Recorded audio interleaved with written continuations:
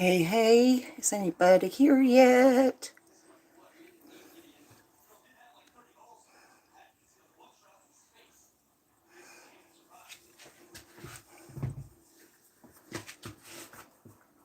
Anybody here? Julie, you better be here. You requested.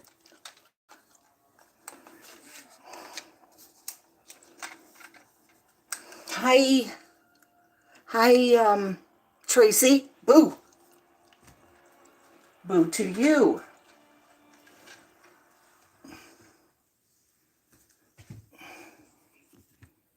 Using Dave's phone.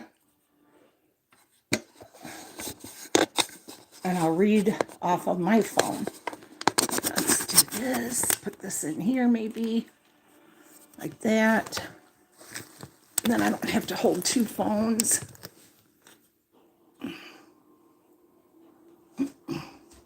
Close the bathroom door.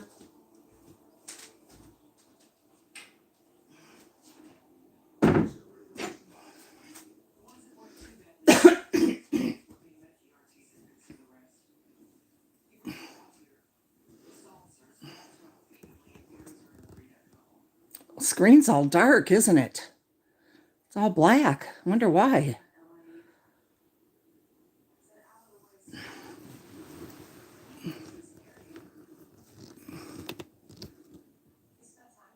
That's weird. Why did it go dark? I have the lights on and everything.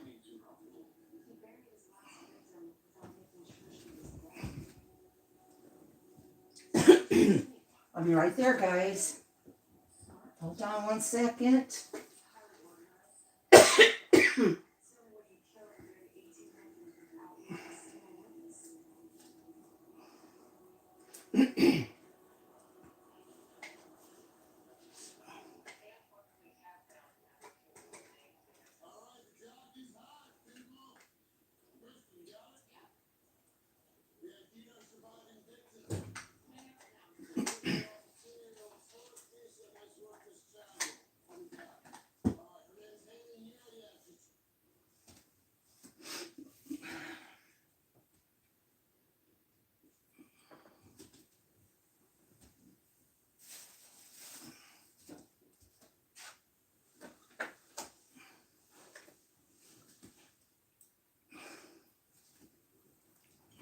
Anybody here still? Or did you guys leave? Why isn't there a... Why is the screen black? I don't understand.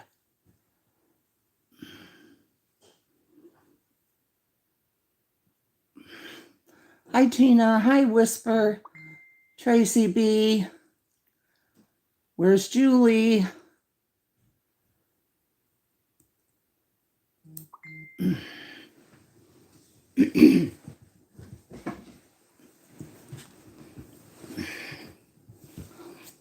Hi, Danielle.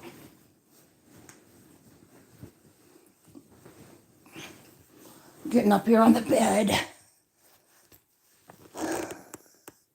Wonder why, let's see. Camera. Oh, it is on. Ugh. Turn it this way. Oh, because, that's right. Because it's in this holder. I'll turn it on. I'll turn it this way, but I'll try to stay out of the shot.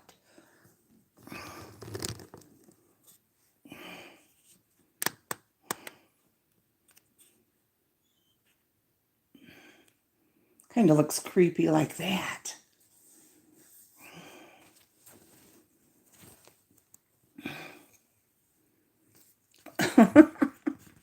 Hi, Liza. How are ya? Okay, let me get my phone now.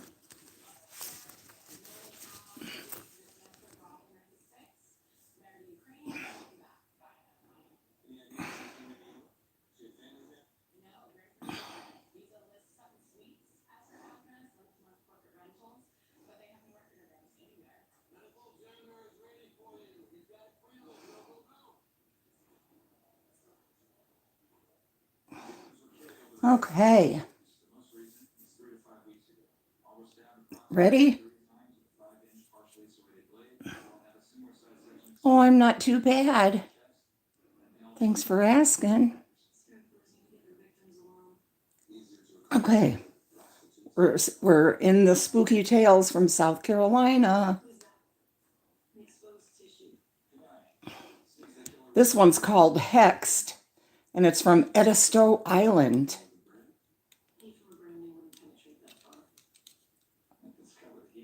I started looking at this one to see if I had read it because I thought I read one from Edisto before, but I guess not. Before we were getting ready to go on the trip, because I didn't want to give it away. I was reading some from South Carolina. Must not have read this one though. Okay, here we go. Oh gosh, trying to get comfortable. People always make laying in bed look so comfy, but if I'm sitting up, I'm not comfortable. But I have to sit up. Okay, it's called Hexed. I could tell Beulah wanted my husband. I could see it in her eyes every time she saw him, hear it in her voice every time she spoke to him. It made me mad, let me tell you. Beulah had been hankering after my man since before Byman and I took our vows, and she was using every trick she had to lure him away. Hi, Nora Woods and Kathy Grenier. Poke her eyes out. To lure him away from me. Byman, him being a man and all, he didn't see it. He just thought she was being nice. Ha! What does a man know about these things? Beulah had been real coy on Sunday at church, clinging to Byman's arm as he spoke to the preacher. I fumed about it as I did the laundry for Mrs. Grayson, my employer and longtime friend. I was soaked with steam and sweat by the end of the day, but even after 10 long hours of thinking, I still was no nearer to figuring out what I should do about Beulah. Oh, I gotta get this to put my arm on. Ah, how do you guys do this? I was feeling real achy by the time I got home that night. I was so miserable, I barely noticed the dead toad lying on our doorstep as I walked inside the house. I went looking for my husband and found Byman in the kitchen, cooking up something on the stove that smelled delicious. "Who dat come in de dough?" Byman said in Gula, our native tongue, grinning at me over a steaming pot. "Dat me wife, Toria?" I gave him a kiss and said, "Dat me, sure enough, you wife, Toria." He turned away from the pot and gave me a warm cuddle.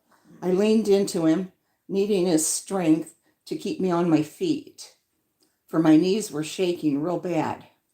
Then the pot boiled over, and he had to go back to the stove. I tottered over to a chair and sank into it, cradling my face in my hands. Over his shoulder, Byman called, "You pale, baby. You sick?" "Hi, Carolyn."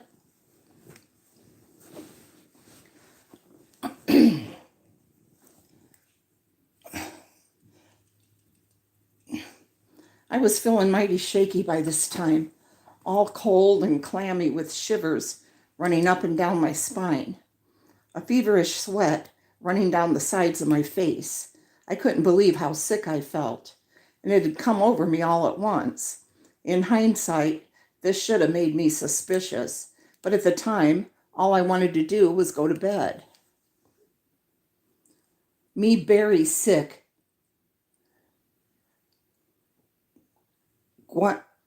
Gwine me ter bed. Gwine me ter bed, I told him warily. Translated into English, this meant, I'm very sick. I'm going to bed. Lyman pulled the pot off the stove and helped me to our room. He fetched some of the remedies we'd obtained from our local root doctor and nursed me through the night. But my fever grew worse as night became day and then night once again. As I tossed and turned, I saw again and again the dead toad I'd stepped over when I'd entered the house. Dead toad on the doorstep, dead wife in the house. The thought kept running through my mind. I knew that I was under a death spell and that Beulah must be behind this. Let me get a sip of my water here. The translation. Okay, Julie W., put it on fast speed. That way you'll catch up really quick. Okay? The second day of my illness, Mrs. Grayson stopped by the house. She was real worried about me and wanted to get a doctor, but I knew a doctor couldn't help me. This sickness had conjure written all over it, and I was pretty sure I knew who was behind it.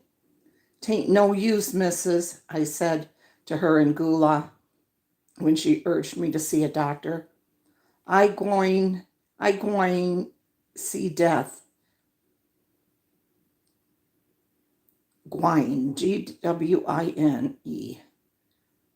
Beulah Edun Habel Ria de Conjure Gal Faro Spell Pon Top Me.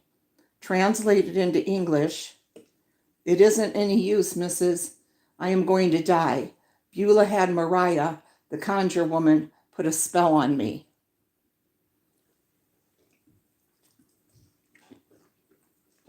Mrs. Grayson had heard about Mariah and the conjuring charms she made for the Gula on the island. She'd seen miraculous healings and terrible hexes come from the cabin of the conjure woman, and when I told her about the dead toad, she agreed that traditional doctoring wouldn't help. So Mrs. Grayson went down to the conjure woman's cabin and asked her to leave me alone. She gave Mariah a bribe, several pieces of silver, and 2 bags of tobacco. Remember, Carolyn, that's what I gave you on Edisto Island? To keep my secrets. You mainly wanted the tobacco?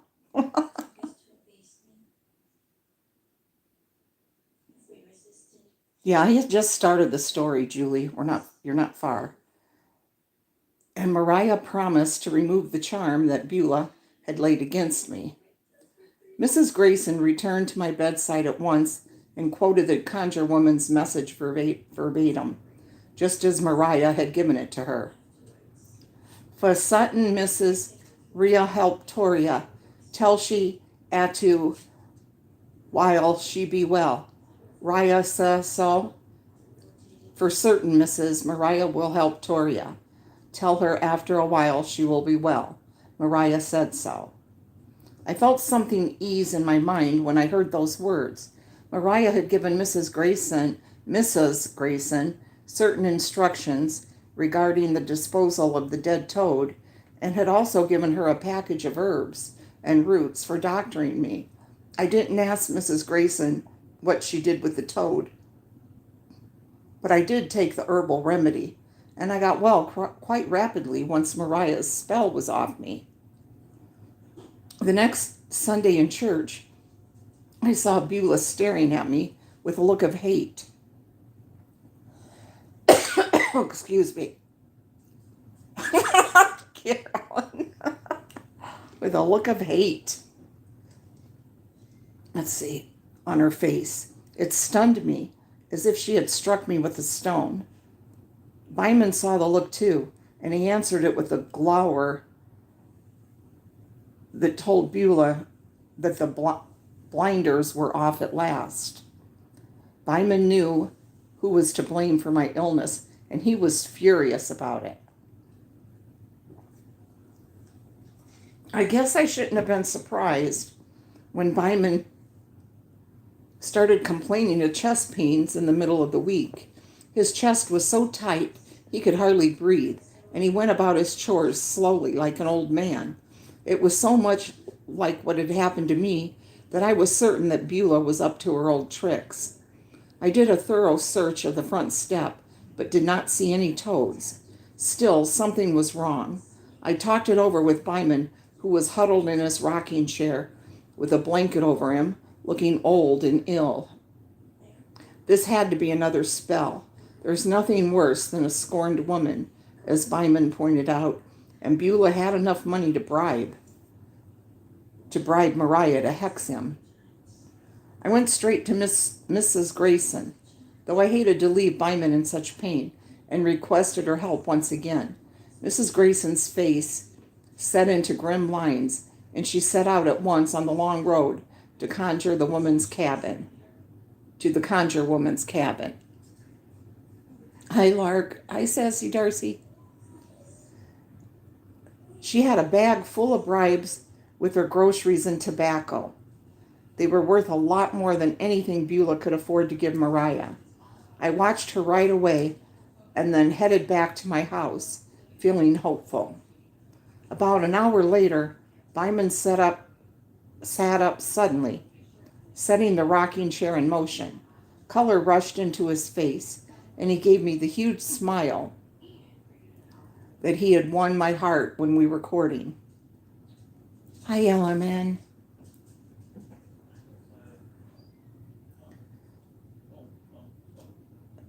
De pain binner gwine, he cried. Mrs. Grayson broke a spell. The pain is gone. Grayson broke the spell. Byman's sudden healing was miraculous to behold.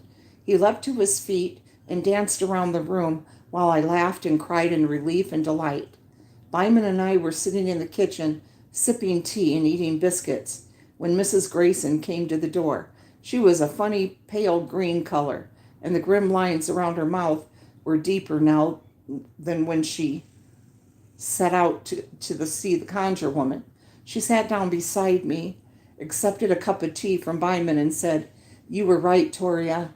Mariah took the groceries in payment, and then she pulled out a doll from an old chest at the foot of her bed. It was shaped like a man, and it had a cord wrapped around its chest. She unwrapped the cord and then gave me the doll." Mrs. Grayson pulled the doll from her pocket and handed it to me. "Mariah says if you keep the doll safe, no spirits will ever harm your family again." I stared in revulsion at the doll in my hands. It was crudely made and smelled of kerosene.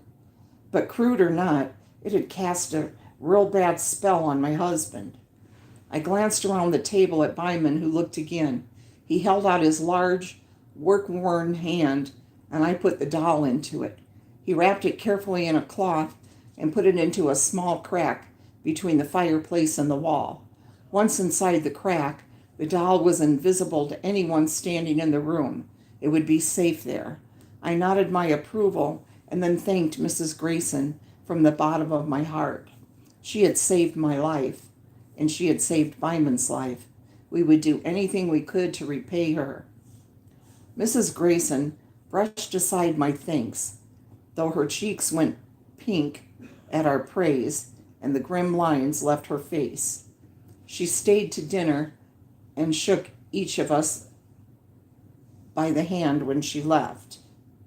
Here's the illustration of the doll.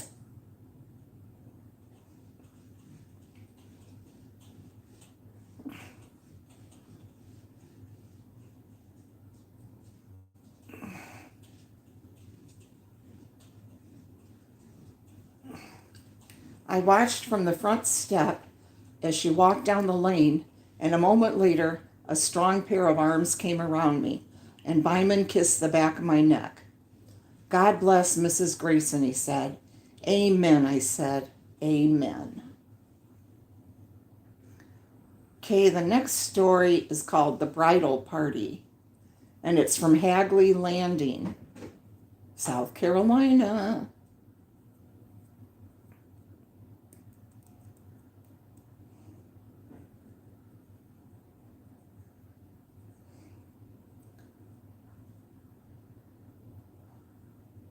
Eugene and I were lads together back in the old days, and we remained friends after we grew up and started working, though we didn't see each other much. I went to university and studied law, while Eugene operated a taxi service that specialized in shuttling vacationers and locals back and forth from Paulie's Island to Hagley Island. We didn't hear of those islands, did we, Carolyn? I don't remember hearing of those when we were down there.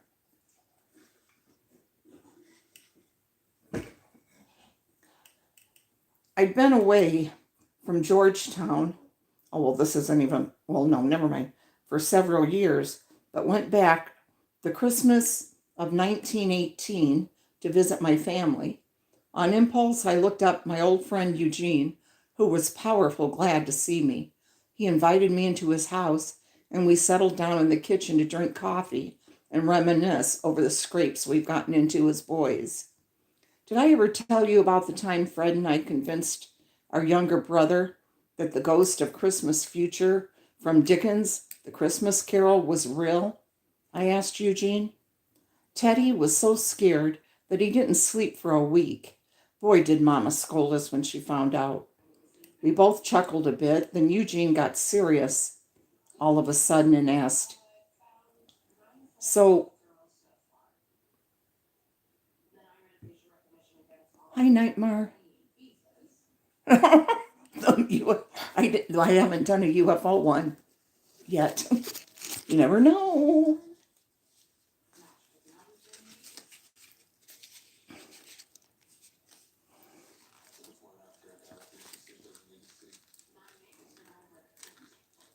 Let's see.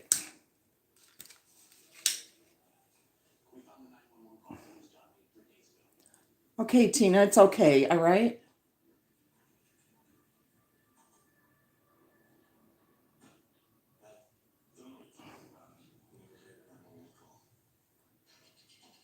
Okay, that's cool. You're not here to fight or anything. Okay.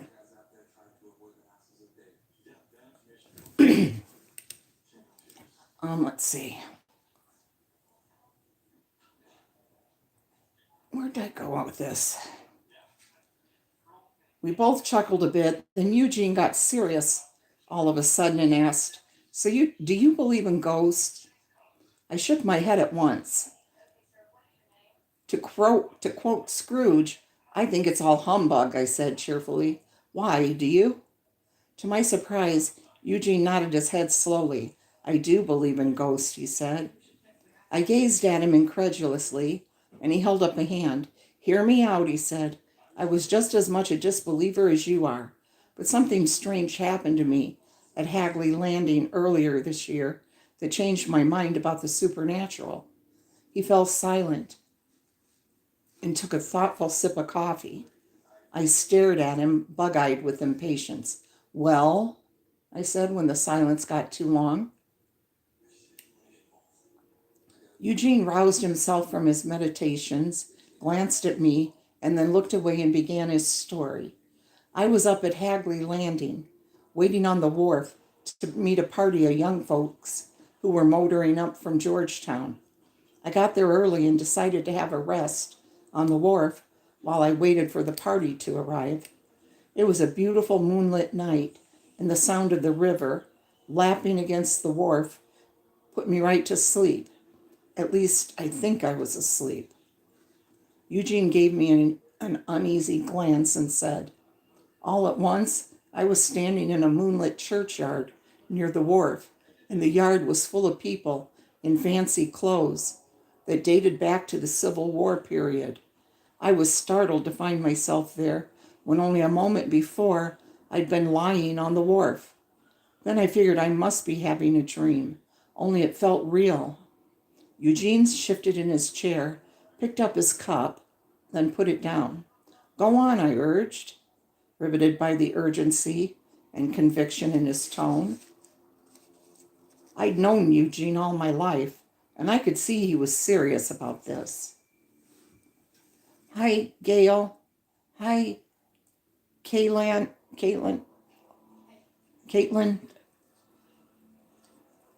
From the excited conversations around me, we were all guests at a wedding, waiting for the bride and groom to emerge from the church. Eugene, Eugene said after from his cooling cup of coffee. A moment later, the bride and groom came to the door of the church. She was a dark-haired beauty and seemed incandescent in the moonlight. Her new husband was a muscular blond man. It looked to me as if the couple had money, probably owned a plantation in the area. The crowd gave a cheer when they appeared and rushed toward the front door, and that's when I heard the pounding hooves of a horse approaching at high speed. Everyone turned in astonishment and saw a man in Confederate uniform gallop into the churchyard on a horse that looked nigh to foundering. He threw himself off the steed and ran toward the bridal pair. Eugene paused for another sip of coffee, and I pounded my empty cup on the table in agitation, crying, "Well, go on. What happened next?" When the bride saw the soldier, she went white as a sheet, and I thought she was going to faint.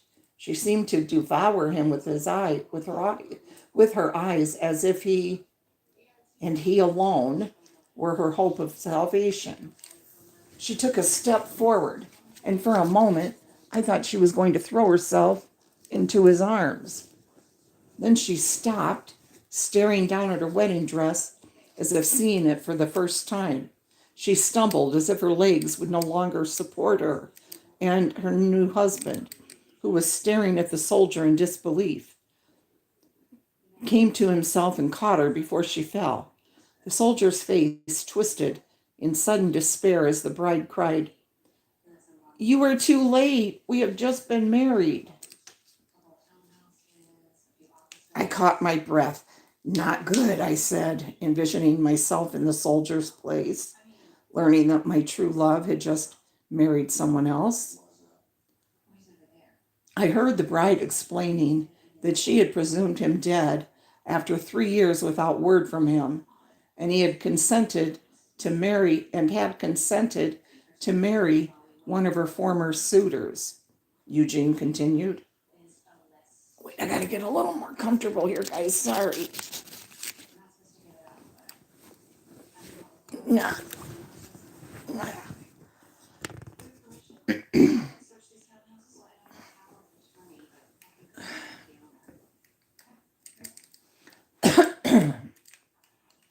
If Dave didn't keep that dang TV so loud, I could do it out in the other room. Oh.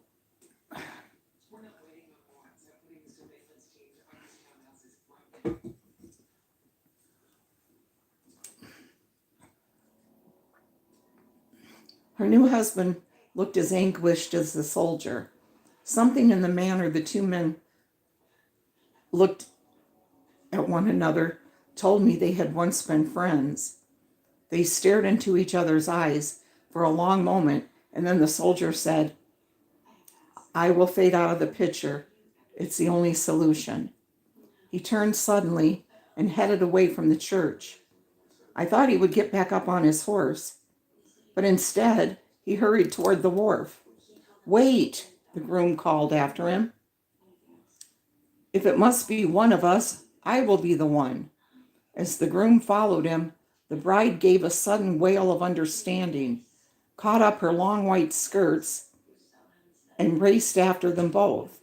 The crowd gazed in horror when the Confederate soldier suddenly flung himself off the wharf. The bride raced past her bridegroom and plunged into the water after the soldier, the moonlight glimmering off her dress as she fell. And then the groom leapt into the water after them both, and the dark waters swallowed all three. I turned my cup around and around in its saucer, barely conscious of my action, my mind in a turmoil as I pictured the scene. Did someone go after them? Did they save them? Surely there was someone among the wedding guests who could swim, I cried. It all happened so fast that for a moment The guests stood there in shock. Then a group of men ran out onto the wharf. Those men who could swim went into the water after them. Others launched boats and began searching the area. But a storm was coming up and the waves were getting high. There was still no sign of the soldier or the bride and groom when I awoke, shivering with cold and excitement. Here's the illustration. There goes the bride.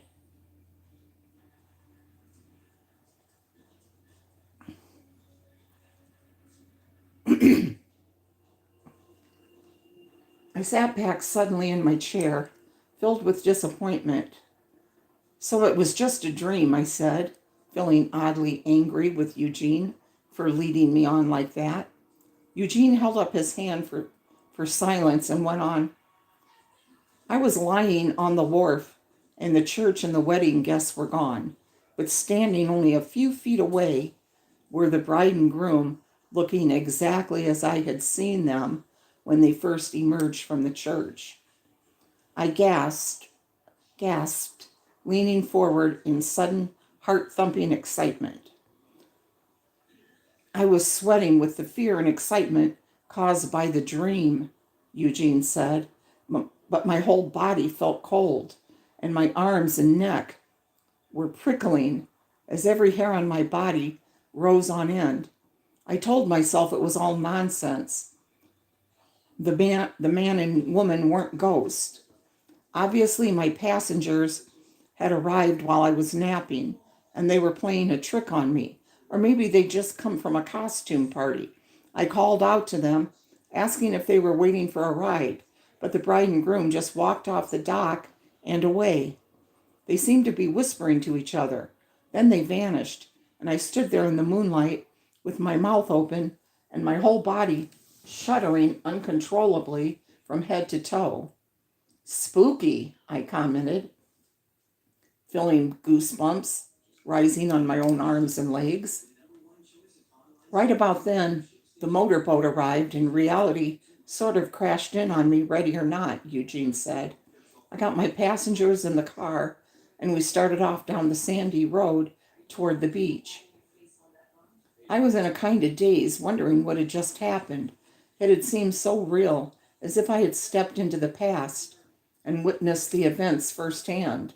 It hadn't seemed like a dream at all.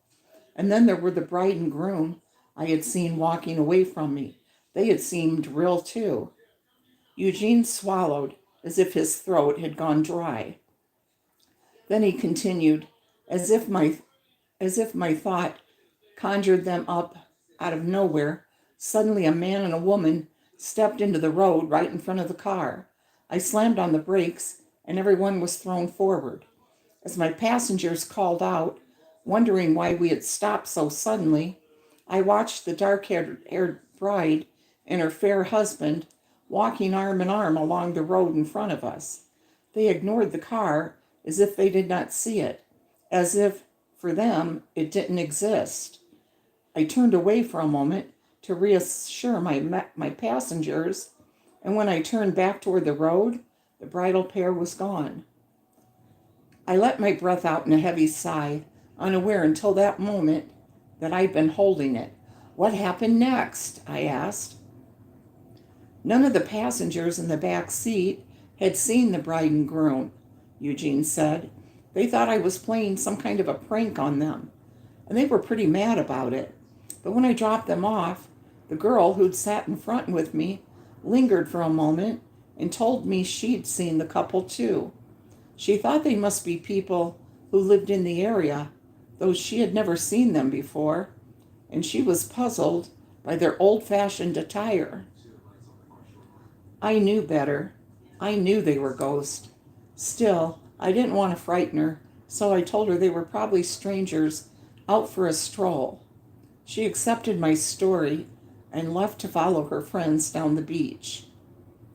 And I drove home in a thoughtful mood, convinced that I'd had some sort of vision and that ghosts really do exist. I could tell he was serious. He was telling me the truth as he'd experienced it. And who was I to tell him otherwise? And the girl had seen the ghost too. That struck me as significant. Did you ever find out who they were? I asked after a thoughtful pause. No, Eugene said. I never did. And I've never seen them again, though I've driven that route after dark more than once since then. He got up then, stretched, and got us both another cup of coffee. Talk turned to the approaching holidays and our plans for the new year, but the story of the ghostly bride and groom remained with me long after I said good night and made my way back to my parents' home. Tomorrow, I decided, I would run up to Hagley Landing and take a look around, maybe do a little research on the history of the area. And who knows, I just might see a lovely bride and her groom strolling the wooded lanes near the wharf. Hiya, heart made wise.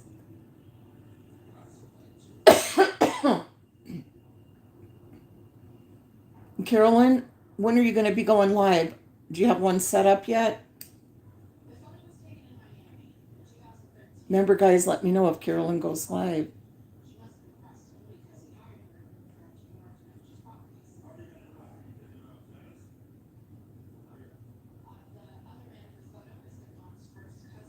We had rain like crazy here today, boy. A downpour. This one's called In a Little Bit, Getting Coffee. Hi, Mary. Haven't seen you in a while. I was wondering where you were.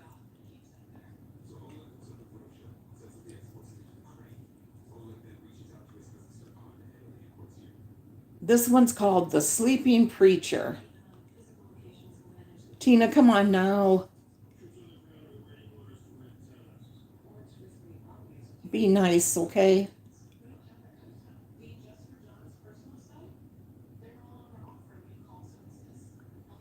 We always like having you in here. We've always loved having you at Carolyn's.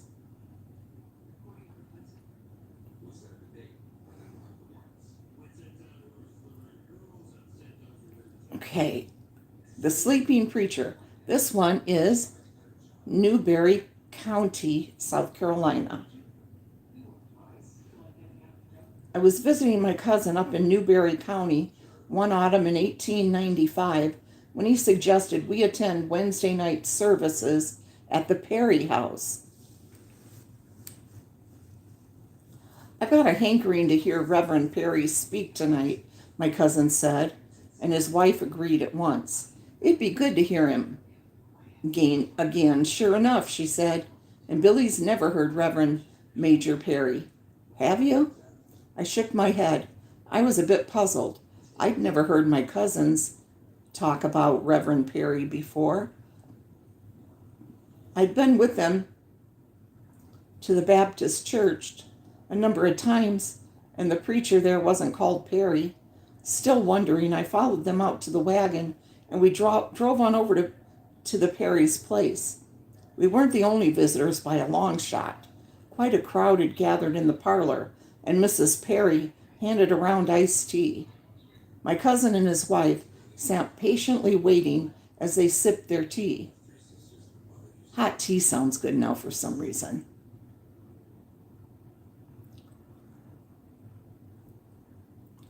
Let's see. I looked around the crowd of people, wondering what we were waiting for. When I asked my cousin, he said, "We're waiting for Reverend Perry to go to bed." Surely not, I thought. I must have heard him wrong. I asked my cousin to repeat himself, and he said, "We're waiting for Reverend Perry to go to bed." At my incredulous look, his wife said, "Reverend Perry preaches in his sleep. It's a real miracle." I was sure they were pulling my leg, but before I could do more than gape at them with my mouth open, Mrs. Perry came into the parlor and announced that her husband was ready. I followed the crowd out the door, and Mrs. Perry escorted us into a bedroom. There were chairs arranged around the walls, and a canopy bed sat in the middle with the curtains drawn. My cousin and his wife took a seat and beckoned for me to join them. I sat down, feeling uncomfortable with the whole situation. Mrs. Perry drew back the curtains, and I saw a well set up man in his 50s lying on the bed with his eyes closed in some sort of sleeping trance. I squirmed in my chair, feeling intrusive. I was about to get up and leave when the man in the bed gave a few preliminary mumbles and then roared out with his eyes still closed, "Please stand and sing hymn number 27, In the Sweet By and By." Oh, excuse me. Sorry, guys, isn't that comfortable? All around me, people stood up and commenced singing, led by the enthusiastic man sleeping on the bed. In the sweet by and by, we shall meet on that beautiful shore. I know that's not how it goes, but the preacher sang with vim and vigor, and my cousins warbled along with him. My cousin's wife nudged me in the ribs, urging me to sing. I had to clear my throat a couple of times, but I finally managed to choke out a few notes. This, I thought, was very strange. It got stranger. As soon as the song was done, the sleeping preacher led us in the Lord's Prayer and then gave a zealous prayer of his own. Mrs. Perry motioned us to take a seat as her sleeping husband quoted out his text, reciting chapter and verses verbatim. Then he began his sermon. It was a good sermon, too, better than my own preacher could give, though I probably shouldn't admit that. His words rolled out masterfully in full, measured sentences that were grammatical perfect and well crafted. He must have gone to a posh university to learn to preach like that, I thought. It still felt intrusive to be listening to a man preaching in his sleep. Here's the illustration.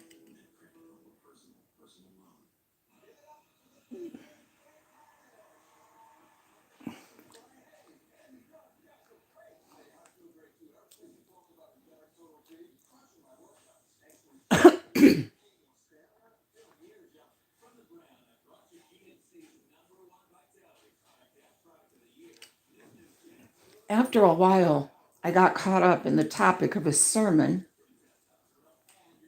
and the strangeness of the situation faded before the word pictures forming in my mind. The sleeping preacher's words grew intense, and my body stiffened in response to the urgency of his tone. Then, to my alarm, the preacher stiffened.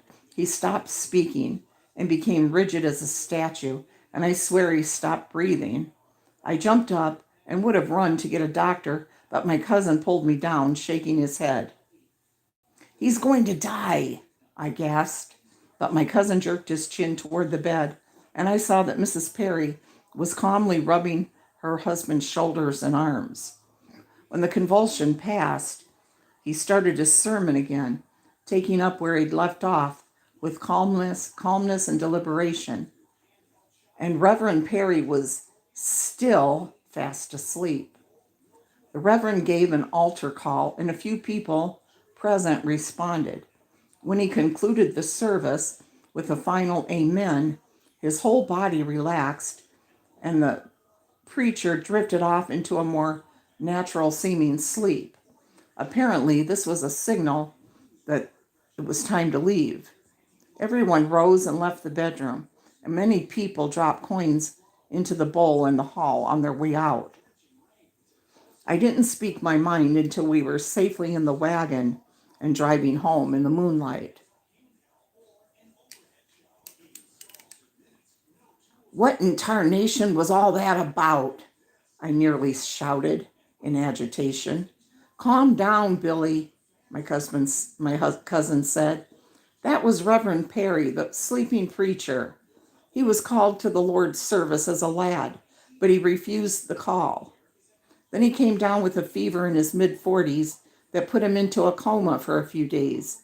When he came out of it, he started preaching sermons every night in his bed, just like you saw. He never repeats a sermon, and he doesn't remember anything about them when he wakes up. That can't be true, I protested. It is true, said my cousin's wife. All kinds of doctors have studied him, and they all say he's not faking it. They call him a scientific wonder. In fact, during the daytime, Reverend Perry doesn't sound like the same man. He was a slave farmhand before the Civil War, and he never learned to read or write. Never learned to read or write, I repeated dumbly. Impossible. I must have said the word aloud because my cousin responded, not impossible, a miracle. Amen, said his wife. During my visit, I went back twice to hear the sleeping preacher speak. His sermon was different each time, and several times during the evening, he went into a convulsion. My cousin said that his heart actually stopped beating when he froze up, and I believed him. My heart hammered right up in my throat each time he went rigid, and I didn't breathe again until the preacher started breathing. It was years later that my cousin invited me to come with him to the Newberry Opera House, where a whole bunch of doctors and specialists and skeptics had gathered to test out the sleeping preacher's authenticity. A large crowd came to watch the event. I winced as they blew red pepper up his nose and got angry when one man held a hot poker to his leg. But Reverend Perry, deep in his sleep trance, kept right on preaching. They even pulled one of his teeth. The good preacher went right on sermonizing until he uttered his last amen. Let me get another drink, guys.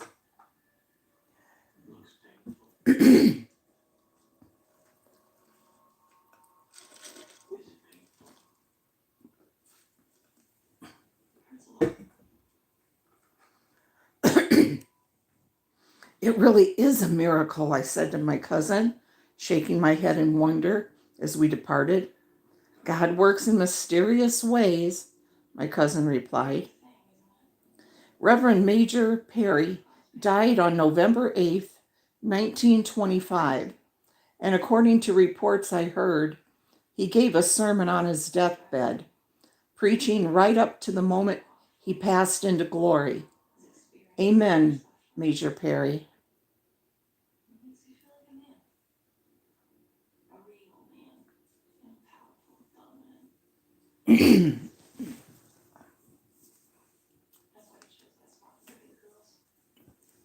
Okay. Let's see. I guess we got time to do another one.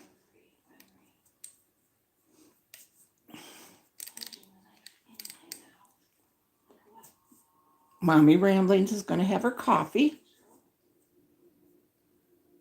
Storm Warning, this one's called. Paulie's Island.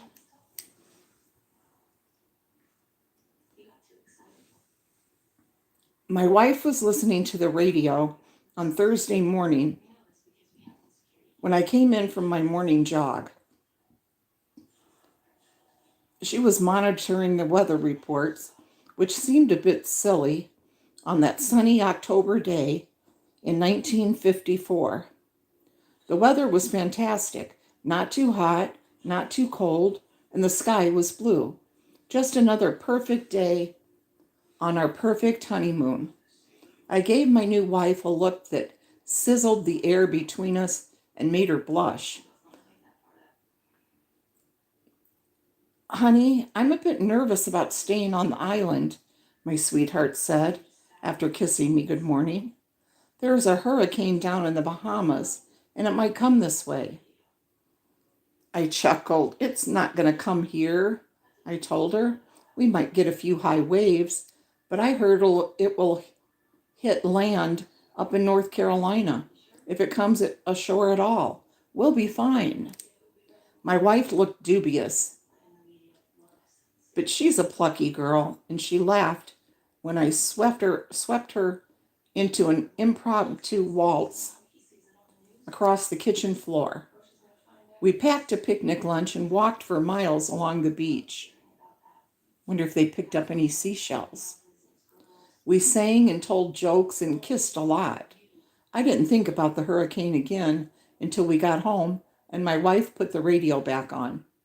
Apparently, the hurricane was really doing a job on the Bahamas, but the newscaster didn't seem to think there was danger to anyone in South Carolina. The storm, if it came ashore, would be further north, just as I said. My wife relaxed when she heard the report, though she got jittery again when we headed out for an early dinner on the mainland and she saw how many cars were leaving the island. Seemed like quite a number of the islanders didn't believe the newscaster. Still, the weather was decent when we got back to the house, though the sky was overcast and the ocean was choppy. I proposed a walk on the beach before we lost the light. My wife agreed, and we set out hand in hand along the shore, collecting shells and watching the gulls playing in the surf. So I guess they did get shells. I give you fair warning, my darling husband, that if we see a man dressed in gray walking towards us, I am out of here.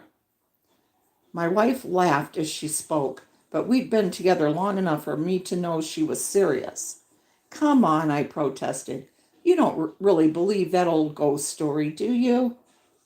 My wife just shrugged and then broke away from me to pick up a sand dollar that had washed ashore in the choppy surf.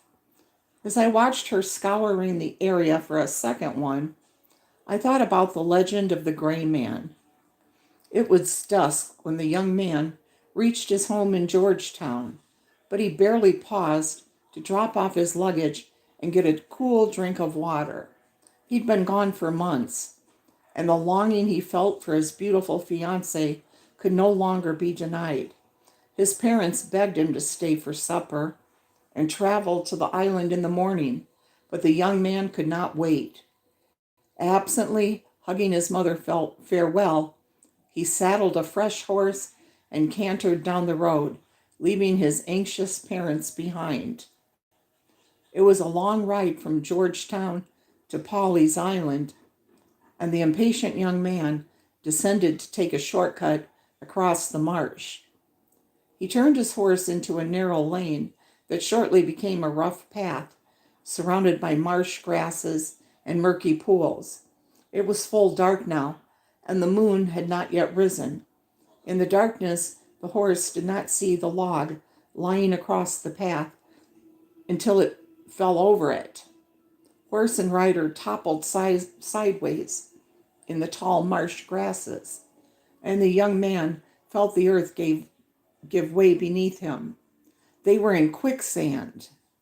The horse screamed and flailed around, landing a blow to the young man's temple. Stunned, he sank sideways into the sand and felt it sucking him under. Beside him, the horse's head vanished beneath the quicksand, and a moment later, the young man followed.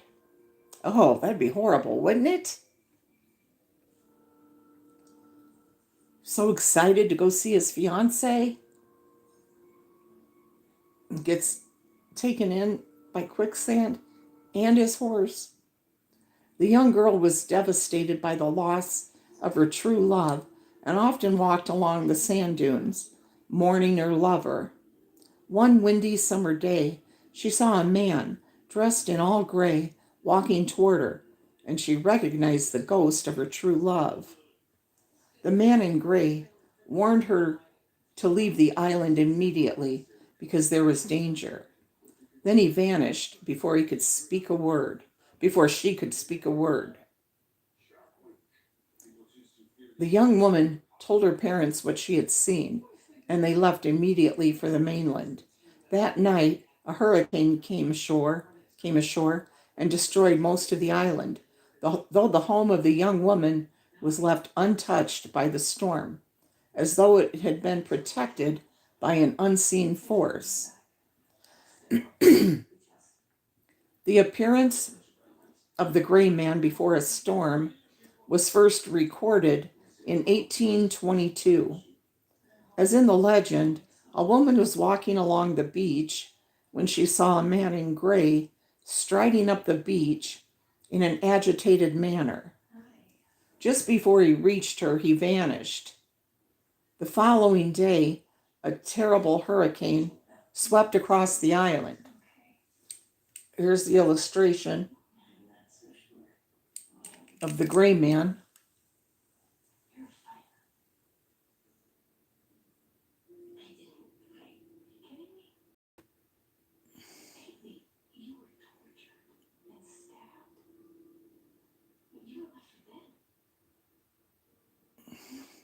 Hi, Coffee and Donuts.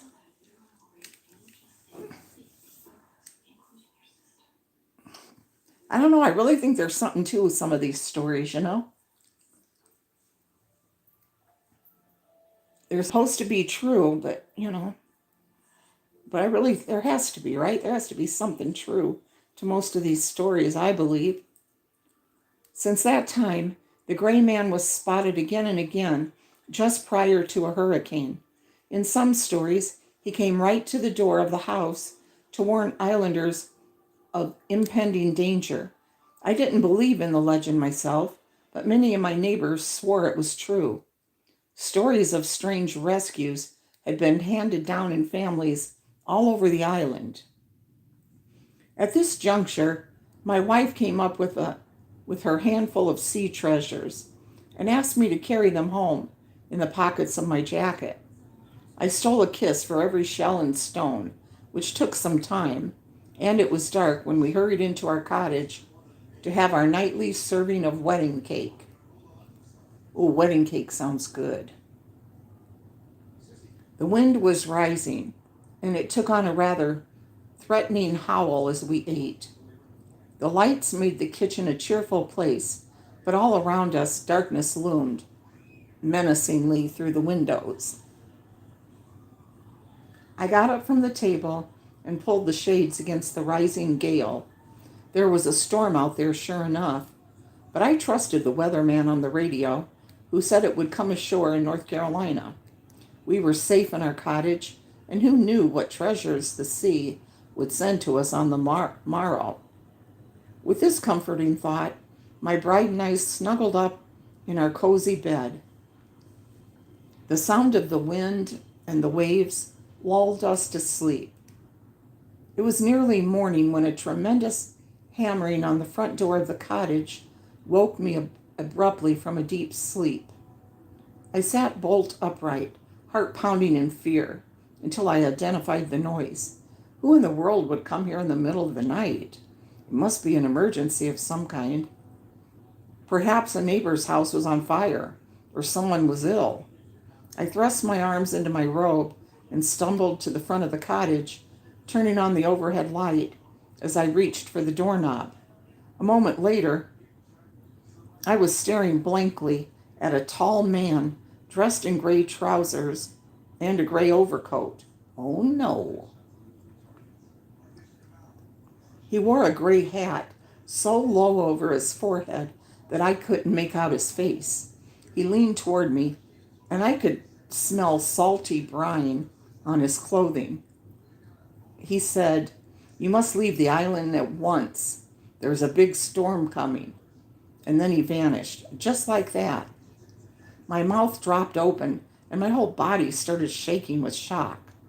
Before I could move, a tremendous gust of wind slammed the door in my face. I reeled backward and bumped into my wife, who had hurried out of the bedroom into her robe and slippers to see what was wrong. The jolt brought me back to reality, and I turned a wild-eyed gaze on my spouse. "What is it? What's wrong?" she gasped, catching me by the arms and giving me a little shake. "The gray man. He was at the door. He said the hurricane's coming. We've got to get out of here right now." My wife, bless her heart, asked no questions. She simply ran into the bedroom, threw on some clothes, and packed our bags. By the time I had dressed, she was ready to leave. We threw everything willy-nilly into the car, and I drove at breakneck speed for the bridge.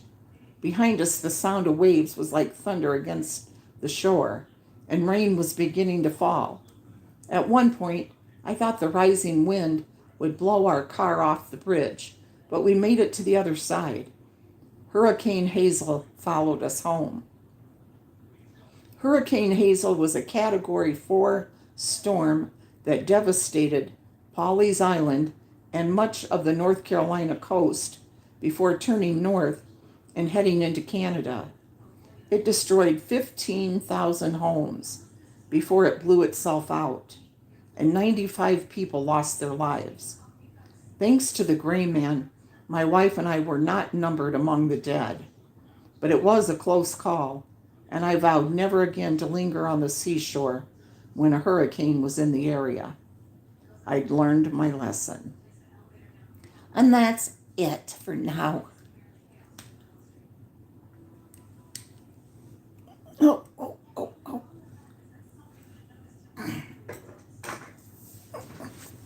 Went for 1 hour reading the stories. My hair got caught in the rain today, too. A monsoon. So I see ya. Believe it? You believe it? You're welcome, Gail. Thanks, you guys, for coming and listening. Appreciate it. Hope you liked it, Julie. Bye, guys. See you at Carolyn's. Good night.